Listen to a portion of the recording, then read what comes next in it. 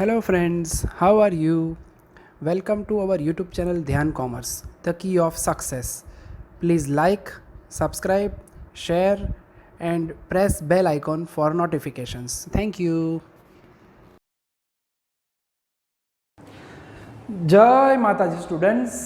बच्चों लास्ट यानी कि पहला जो सेशन था हमारा अक्टूबर 2019 के पेपर का, उसमें मैंने क्वेश्चन नंबर 1A पार्ट 1 2 का ऊपर वाला हिस्सा करवाया था। अब और वाले हिस्से में हम जाने वाले जिसमें meaning of continuity.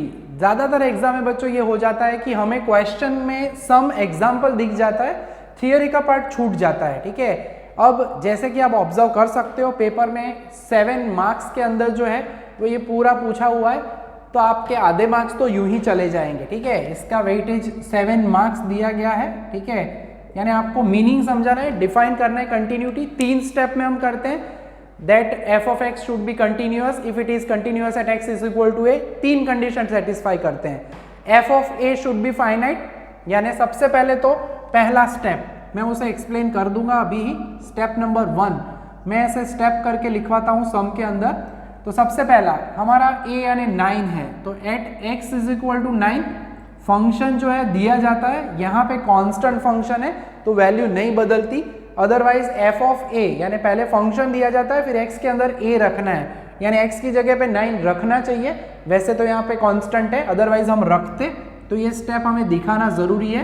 Put x is equal to 9 यानी f of 9 which is 1/6। Change नहीं हो रहा क्योंकि यहाँ पे x नहीं है। अगर नीचे x होता तो 6 इंटू हम 9 करते तो आंसर बदल सकता था। ये जो है पहला स्टेप है हमारा, इट शुड बी फाइनाइट। और हमें यहाँ पे 1/6 मिल रहा है, it is a finite number, तो हम लिख देंगे विच इज फाइनाइट। पहला स्टेप है, चेक करना है क्या वो फाइनाइट है। अगर फाइनाइट मिल जाता है तो स्टेप नंबर 2 में जाना है। और स्टेप नंबर 2 हमारा जो है कंटिन्यूटी के लिए वो है find out the limit of the function at x tends to a। Limit of the function should exist. क्या लिमिट मिल रही है? x टेंड्स टू a यानी 9। फंक्शन में क्या लोगे? हमारे पास तो दो फंक्शन है बच्चों। ठीक है, अब x टेंड्स टू a का मीनिंग था हमें पता है। ठीक है, we can increase the value of x और decrease the value of x, यानी आइदर बाय इंक्रीजिंग और decreasing the value of x। We take the value of x nearer and nearer to a small a fixed number a और उसकी तरफ ले जाने का try करते हैं। x tends to a does not mean x is equal to a, यानी equal वाला फंक्शन स्टेप 1 में यूज होता है। does not equal यानी हम फर्स्ट फंक्शन नॉट इक्वल वाला फंक्शन दिया है वो यूज करेंगे लिमिट फाइंड करने के लिए, क्योंकि हम यहाँ पे 9 रखने वाले नहीं हैं। तो ज्यादा रेफर करना है तो बच्चों लेक्चर लिमिट के देख लेना, उसमें लिमिट का पूरा मीनिंग डिटेल में समझाया है। ठीक है, अभी समझाने जाऊंगा तो वक्त इसमें चला जाएगा और हमें पेपर सॉल्व करना है खास तो। ठीक है, तो फंक्शन हम कौन सा रखेंगे? याद रखना है तो टेक्निकली 9 वाला फंक्शन स्टेप नंबर 1 में रखना है, at x is equal to a वाला। फिर यहाँ पे अगर x हो तो x की जगह पे रखो, ना हो कांस्टेंट हो तो फाइनाइट सीधा मिल जाएगा। सेकंड में आप इसकी लिमिट फाइंड करेंगे। तो जो हमें लास्ट लेक्चर में बच्चों जो मैंने ऑब्जर्व किया, हमने लास्ट सेशन जो सॉल्यूशन का देखा था उसमें एक इसी टाइप का सम था जिसमें हमें रूट वाला पार्ट दिया गया था। मैंने बोला था दोनों साइड रूट ना हो तो भी हम यही प्रोसेस करते हैं। तो square root x minus 3 x minus 9 tends to, जब भी कोई रियल नंबर दिया जाए तो वो नंबर रख के देखो, 0/0 फॉर्म हो तो उसका फैक्टराइजेशन होना चाहिए। 9 रखूंगा, square root of 9 will be 3, 3 minus 3 ऊपर 0, 9 माइनस 9 नीचे 0। x टेंड्स टू जो दिया जाए वो फैक्टर होना चाहिए, यानी x टेंड्स टू 9 है तो x माइनस 9 नीचे फैक्टर है, ऊपर नहीं है। सेम सिचुएशन आगे वाले सम के जैसी है। तो जो दो पार्ट है उसके बीच में प्लस करके मल्टीप्लाई करो एंड डिवाइड करो। मल्टीप्लाई के साथ डिवाइड क्यों करते हैं? क्योंकि क्वेश्चन जो है वो बदलना चाहिए नहीं। This is the rule of mathematics. अब जो हमने आगे किया था वैसा ही part a minus b a plus b, यानी will apply a square minus b square. ठीक है, अगर आपने पहला लेक्चर नहीं देखा है बच्चों तो जरा देख लेना, उसमें भी मैंने समझाया था this is a minus b a plus b, तो होता है a square minus b square. ये इसीलिए हमने यूज किया है प्लस वाला, ताकि ये स्क्वायर रूट को हम गायब कर सके, यानी a की जगह पे स्क्वायर रूट x है और b की जगह पे 3 है। So a minus b square root x minus 3, ये a minus b, a plus b multiply होते हैं तो हमारा रूल है, ये तो फॉर्मूला पता ही है हमें, ए स्क्वायर माइनस बी स्क्वायर, यानी a का स्क्वायर स्क्वायर रूट x का स्क्वायर, b का स्क्वायर यानी 3 का स्क्वायर। सो इसकी वजह से होगा क्या बच्चों, तो this is x minus 9, square root will be cancelled. तो जो नीचे है हमारा कॉमन फैक्टर रेडी, ऊपर भी रेडी होगा, कैंसल हो जाएंगे, ठीक है। और हमारा जो काम था लिमिट फाइंड करने का, वो हमें लिमिट मिल जाएगी। लिमिट के स्टेप्स के हिसाब से काम करना है। After cancelling the common factor, बचा हुआ पार्ट है उसे लिखो, एंड अब x की जगह पे हम 9 रख देंगे, यानी square root of 9 plus 3, so this is 1/3, 1/3 plus 3, यानी हमें आंसर क्या मिला 1/6। तो कंटिन्यूटी का जो मीनिंग है बच्चों, उसमें हमें कहा गया है कि step number 1, the function should be finite at x is equal to a, that is f of a should be finite. Second step, limit of the function at x tends to a should exist, जो कि exist कर रही है। अगर ये दोनों step के answers यानी f of 9 की वैल्यू और लिमिट की वैल्यू अगर दोनों सेम है, जैसे कि हम देख सकते हैं सेम है, then we say that the function is continuous, यानी एग्जामिन करनी है हमें कंटिन्यूटी ऑफ द फंक्शन। तो फाइनली हम कह सकते हैं हमारा तीसरा स्टेप बच्चों, तो स्टेप नंबर 3 लास्ट में अब मैं मेंशन कर देता हूं। तो तीसरा स्टेप हमारा यही है कि हम यहाँ पे दोनों मेंशन करेंगे, here f of 9 is 1/6 and limit of the function, जो कि अभी अभी हमने ढूंढी है, पूरा फंक्शन लिखने की जरूरत नहीं, इज ऑल्सो 1/6। देयरफॉर हम कह सकते हैं by definition of continuity, limit x tends to 9 f of x which is f of 9 which is exactly 1/6, यानी दोनों सेम हो तो हम कहते हैं देयरफॉर, हर जगह पे नहीं बच्चों, f of x is continuous at x is equal to 9, खाली 9 के पास हमने इसकी कंटिन्यूटी को चेक किया है, ठीक है। तो ये पहला सम हो गया बच्चों हमारा क्वेश्चन नंबर A1, जिसमें मीनिंग भी पूछा था, मैंने मीनिंग भी एक्सप्लेन तो किया है, और उसके साथ ये छोटा सा पार्ट। अब एक सम देख लेते हैं, इसके साथ दूसरा जो पूछा हुआ है और में लिमिट का, उस पर आगे बढ़ते हैं। तो बच्चों दूसरा पार्ट है, उसमें भी थियरी मिक्स की गई है, linear function and quadratic function कहा गया है, ठीक है। प्रॉपरली आप लेक्चर में देख पाओगे, थियरी बुक में भी है, तो उसमें से देख लेंगे, बट हम यहाँ पे जस्ट एक्सप्लेन कर दें। If y is equal to ax plus b, x की जब पावर 1 होती है तब उसे हम कह देते हैं linear function, where a and b are constant function. और क्वाड्रेटिक के लिए y is equal to ax square plus bx plus c format हो, x independent variable, y dependent variable, must be a must not be 0, a is not equal to 0, इसमें condition रहेगी, तो इसे कहा जाएगा क्वाड्रेटिक फंक्शन, ठीक है। तो ये दो फंक्शन एक्सप्लेन करने हैं, प्रॉपरली आप देख पाओगे, लेक्चर्स आप मेंशन किए हुए हैं यूट्यूब चैनल पे, तो उसमें से आप देख लेना, लिंक भी रख दूंगा मैं, तो आपको आज के सेशन में जो कनेक्टेड है वो पूरा पार्ट मिल जाएगा वहाँ पे। अब कॉन्सेंट्रेट करते हैं सम के ऊपर। लिमिट के अंदर ये टाइप के सम भी पूछे जा चुके हैं पहले भी हिस्ट्री में, ठीक है। अब यहाँ पे न्यूमरेटर के लिए हमें दो वैल्यू फाइंड आउट करनी पड़ेगी, इवेल्युएट करनी पड़ेगी। तो सबसे पहला काम है, मैं फंक्शन लिखूंगा, जब भी आंसर लिखते हैं तो पहले ओरिजिनल फंक्शन को भी बच्चों लिखना चाहिए। अब x की जगह पे एक बार x प्लस 3 है, तो simply put x plus 3 in place of x in f of x, जहां जहां आपको x दिखे, ठीक है। जहां जहां का मीनिंग क्या, 3 जगह पे x दिख रहा है हमें, तो वहां पे हमें x की जगह पे x प्लस 3 रखना है पहले, तो पहली value f of x plus 3 मिलेगी, ठीक है। तो रख देते हैं, बाकी जो है पावर में कोई चेंज नहीं, कोएफिशिएंट्स आगे पीछे नंबर में कोई चेंज नहीं करना है, खाली x की जगह पे x प्लस 3 रख दो, x की जगह पे x प्लस 3। अब होल स्क्वायर का एक्सपांशन करेंगे, x square plus 6x plus 9, यहाँ पे होल स्क्वायर का एक्सपांशन तो हमें आता ही है, देन एक्सपांड करेंगे 3x plus 9 plus 5। So ultimately f of x plus 3 हमारे पास रेडी होगा, x square plus 6x plus 3x बच्चों 9x होगा, 9x प्लस 23, ठीक है। तो ये हमारा रेडी हो गया पहला हिस्सा, जो कि है f ऑफ x प्लस 3। अब वैसे ही दूसरा हिस्सा, उसमें हमें x माइनस 3 रखना है, पुट x माइनस 3, जैसे हमने x प्लस 3 रखा वैसे ही x minus 3 in place of x in f of x, तो that will B f of x minus 3। तो जहां पे हमने x रखा था, x की जगह पे x प्लस 3 रखा, वहां पे माइनस रखना है, आजू बाजू जो भी नंबर्स है, कांस्टेंट जो है, कोएफिशिएंट्स है, उनको चेंज नहीं करना है। सो this is x square minus 6x plus 9, that is 3x minus 9 plus 5। तो अब जो है बच्चों एफ ऑफ x माइनस 3 हमें मिल जाएगा। ये दो वैल्यू नहीं थी, हमने अब ढूंढ ली है। एक्स स्क्वायर आएगा प्लस 3x माइनस 6x, यानी that will B minus 3x। 9 9 सीधा अब कैंसिल हो जाएगा, ठीक है। लास्ट टर्म बच्चों होल स्क्वायर में हमेशा पॉजिटिव होती है, तो ये कैंसिल, बचेगा खाली 5, ठीक है। तो दो हिस्से हमारे रेडी हो गए। न्यूमरेटर अब तैयार करेंगे हम। न्यूमरेटर का जो है पार्ट वो रेडी करेंगे, डिनोमिनेटर का रेडी करेंगे, ठीक है। सीधा वैल्यू चाहो तो भी रख सकते हो, अलग अलग करो तो भी चलेगा। तो फंक्शन में रख देते हैं अब हम। तो पहले मैं फंक्शन रख देता हूँ जो उन्होंने दिया है, ताकि वैल्यू रखने में ईजीनेस हो जाए थोड़ी हमें। So limit x tends to minus 3/2 दिया हुआ है हमें।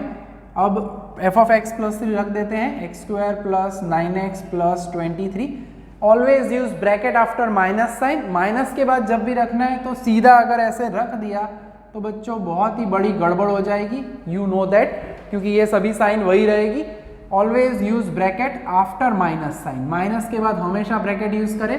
अब नीचे भी मैं कुछ एडजस्टमेंट कर रहा हूँ, ये आपको पता चल जाएगा फैक्टराइजेशन के लिए। मैं इसे लिखूंगा 2x का स्क्वायर, ठीक है, तो that will B 4x square and this is 3 square.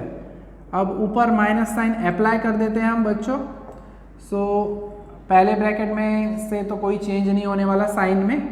Second bracket के अंदर होगा minus x square, minus minus plus 3x and minus plus यानी माइनस। नीचे वाले में कोई चेंज नहीं, नीचे वाला जैसा है वैसे का वैसा ही रहेगा। उसमें फैक्टराइजेशन कर सकते हैं हम। A square minus b square हो तो लिखते हैं हम a minus b and a plus b, ठीक है। अब आप देख सकते हो कुछ पार्ट जो है न्यूमरेटर में कैंसल होगा। X square plus minus cancel हो जाएगा। 9x एंड 3x, 9 प्लस 3 यानी that will B 12x। 23 minus बच्चों 5 है तो वो आपको मिलेगा 18। अब जैसे कि हमें पता है कॉमन फैक्टर हमें हमेशा मिलना चाहिए, ठीक है। अब डायरेक्टली नहीं दिख रहा है, थोड़ा सा ऑब्जर्व करना है। प्लस वाला पार्ट है, ये नीचे है, वही कॉमन फैक्टर मिलेगा। दोनों में कॉमन क्या निकलेगा, नेचुरली आपको पता चल ही चुका होगा। There will be common constant number कौन सा है, तो 6 निकलेगा। 6 2 एंड 6 3, ठीक है। यहाँ पे गड़बड़ एक कर दी, अगर आपने वैल्यू रखने के बाद ब्रैकेट नहीं किया तो आपका कॉमन फैक्टर नहीं मिलेगा और गड़बड़ हो सकती है। तो वो एक जगह पे खास ध्यान रखना है आपको।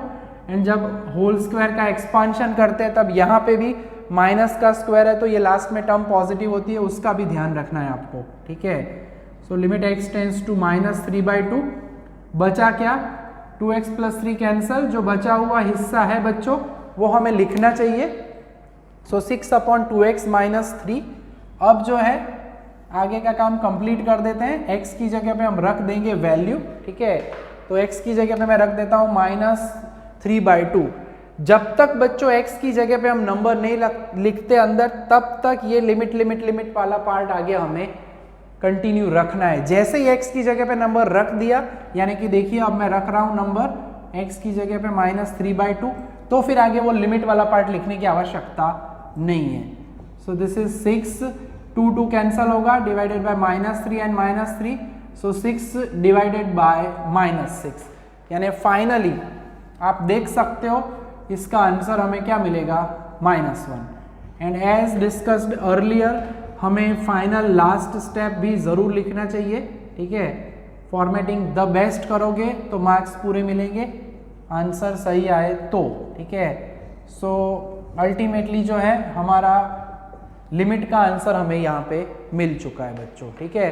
अब क्वेश्चन 1 के अंदर पुरानी पेपर स्टाइल थी, ध्यान रखना है, उसमें बी दिया जाता था।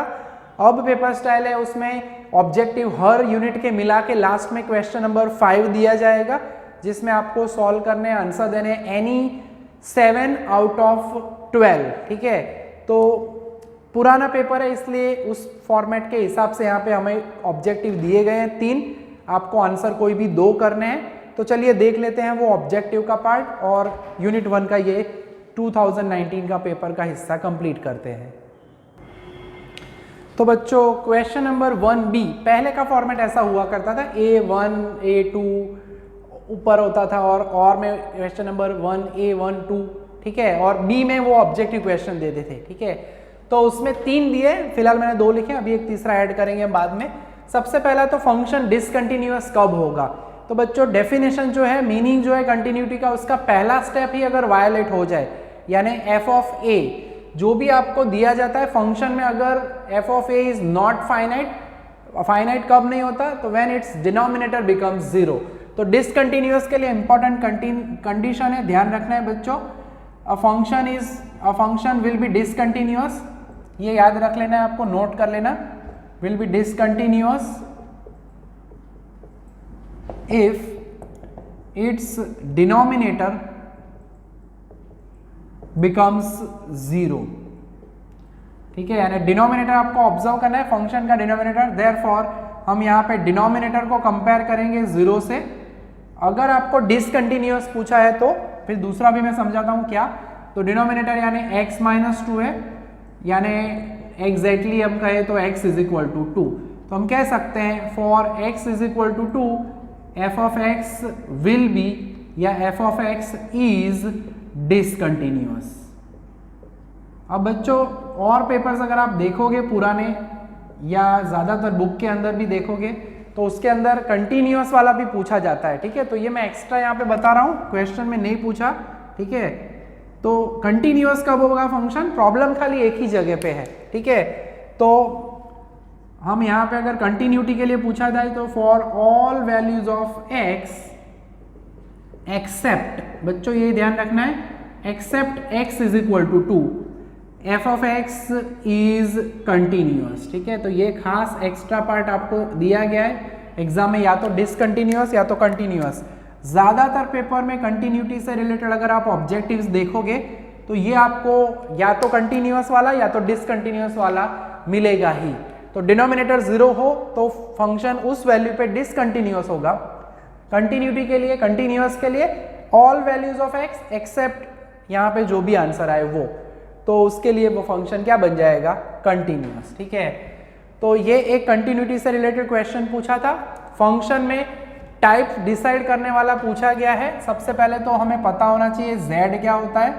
z यानी set of integers, negative positive integers हम कह सकते हैं, ठीक है। तो आप ऑब्जर्व कर सकते हो negative value, positive value including 0। तो जब भी ऐसा फंक्शन आपको चेक करना है तो क्या करना है, कोई भी 3-4 वैल्यू ले लेनी है जनरली। अगर डेफिनेशन हमें पता है 1-1 फंक्शन है तो इमेजेस हर एक वैल्यू के लिए अलग अलग मिलेगी। For any 2 different values of x their images are also different in set B, then it is 1-1 function. For any 2 different values of set A, domain set के लिए अगर आप कहना चाहो, अगर आप यहाँ पे देख सकते हो तो, अगर याद नहीं है, पता नहीं है डोमेन के बारे में, तो वीडियो लेक्चर आप आगे के ऑब्जर्व कर लेना, उसमें आपको पूरे मीनिंग मिल जाएंगे। तो अलग अलग वैल्यूज के लिए अगर इमेज सेम हो तो मैनी वन फंक्शन कहेंगे। और कांस्टेंट नंबर दिया जाए राइट साइड पे, यहाँ पे खाली नंबर दिया हो, जैसे वो कंटिन्यूटी वाले में सम में था 1/6, तो कांस्टेंट फंक्शन कहा जाता है। अब इसके लिए हम क्या करेंगे, मैं खाली 3 वैल्यू चेक करके आपको प्रूव करूंगा। Put x is equal to -1 in f of x। तो f ऑफ -1 जहां जहां बच्चों x है वहां पे मैं रख देता हूं, यहाँ पे चलो f ऑफ x लिख देते हैं आंसर में, तो आपको इजी रहेगा। तो x की जगह पे -1 रखेंगे, -1 का स्क्वायर यानी +1। फिर put x is equal to 0 in f of x, 0 रख देंगे, f ऑफ 0 यानी 0 का स्क्वायर यानी that will be 0। And put x is equal to 1 in f of x। तो जैसे ही हम ये 1 रखते हैं, square of any number is always positive, तो हम यहाँ पे कह सकते हैं कि for x is equal to -1 and +1, या सिंपली डायरेक्टली लिखना है तो हियर कंक्लूजन लिख सकते हैं, ऑब्जेक्टिव में पूछा है here f of -1 is equal to f of 1 which is exactly 1, images are same, therefore f(x) is many one function, ठीक है। तो फंक्शन का टाइप जो पूछा है उन्होंने, तो वो कौन सा होगा, मैनी वन फंक्शन, ठीक है। तो 2 हो चुके हैं बच्चों, तीसरा छोटा सा क्वेश्चन देख लेते हैं, फिर क्वेश्चन 1 कंप्लीट हो जाएगा हमारा।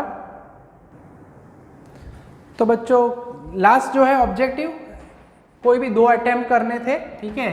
और यही क्वेश्चन जो था बच्चों 4 मार्क्स का था, ईच कंटेन्स 2 मार्क्स, जैसे कि मैं कह चुका हूँ पहले, ठीक है। अब सिंपल क्वेश्चन है एकदम, ज़्यादा कुछ करना नहीं है हमें, ठीक है। एग्जाम के अंदर आपको खाली 2 स्टेप के अंदर इसका आंसर मिल जाएगा। कॉन्सेंट्रेट करना है एक्स के ऊपर, जहां जहां एक्स है बच्चों वहां पे 0 रखना है। जब भी आपको एक्स के अलावा दूसरे कोई भी अल्फाबेट्स दिखे तो उन्हें समझना है एज कांस्टेंट, यानी हम रख देते हैं value a⁻0 and 0⁻a। 0⁻ anything is always 0, यानी हमें पता है a⁻0 हो तो उसका आंसर हमेशा क्या होता है 1। तो हमारा आंसर जो है बच्चों रेडी हो जाएगा और वो होगा एग्जैक्टली 1। तो बहुत ही बेसिक, बहुत ही प्यारा सा सम था ये हमारा, ठीक है। तो इसका आंसर हमें क्या मिलेगा 1। तो बच्चों क्वेश्चन नंबर 1A अक्टूबर 2019 का इस सेकंड सेशन में हमारा कंप्लीट हो रहा है। नेक्स्ट सेशन में हम आगे बढ़ेंगे क्वेश्चन नंबर 2 की तरफ। तब तक ये पार्ट जो है रेडी कर दीजिए।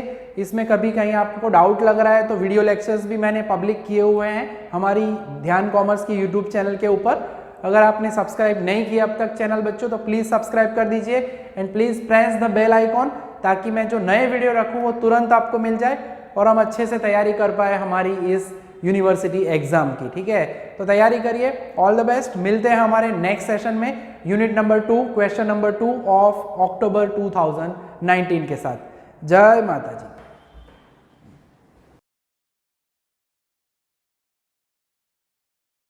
Please like, subscribe, share and press bell icon for notifications.